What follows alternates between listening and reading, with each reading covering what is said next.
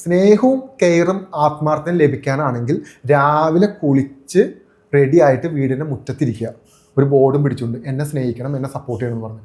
അതല്ല, നിങ്ങൾക്ക് തിരിച്ച് ഈ പറയുന്ന ജീവിതത്തിൽ ലക്ഷ്യങ്ങൾ നേടണം, നിങ്ങൾക്ക് ആഗ്രഹങ്ങൾ നേടണമെന്നുണ്ടെങ്കിൽ കുളിച്ച് റെഡിയായിട്ട് പുറത്തോട്ട് ഇറങ്ങിയിട്ട് നിങ്ങൾക്ക് എന്താണോ ചെയ്യേണ്ടത് അത് ചെയ്തിട്ട് സ്നേഹത്തെ പറ്റിയിട്ടും ഈ പറയുന്ന കരുണേനെ പറ്റിയിട്ടും ആത്മാർത്ഥനെ പറ്റിയിട്ടൊക്കെ ഒരു നിലയിൽ എത്തിക്കഴിഞ്ഞിട്ട് നമുക്ക് ചിന്തിക്കാം. ഇപ്പം അത് വേണ്ട. ഇപ്പം നമുക്ക് സ്നേഹിക്കാൻ ആളുണ്ടെങ്കിൽ നമ്മുടെ കൂടെ ആളുകളുണ്ടെന്നുള്ളൊരു ബോധത്തിലാണ് നമ്മൾ ജീവിക്കുന്നത്.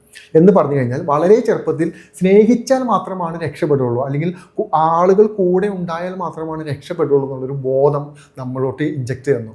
എന്ന് പറഞ്ഞാൽ ഇത് ആദ്യം തരുന്ന പാരൻസാണ്. പാരൻസ് ഇല്ലെങ്കിൽ നമുക്ക് ഒന്നും നടക്കില്ല. പാരൻസാണ് അൾട്ടിമേറ്റ്. പാരൻസ് വേണ്ട എന്നല്ലത് പറയുന്നത്. ഒരു സമയം കഴിയുമ്പോൾ അത് ബ്രേക്ക് ചെയ്യണം.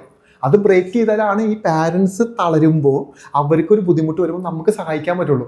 ആ ബുദ്ധിമുട്ട് വരുമ്പോഴും നമ്മൾ അവരെ അല്ലല്ലോ ഡിപ്പെൻഡ് ചെയ്യേണ്ടത്. അതൊരു വശം. ഇനി നമ്മളിലോട്ട് തിരിയുക.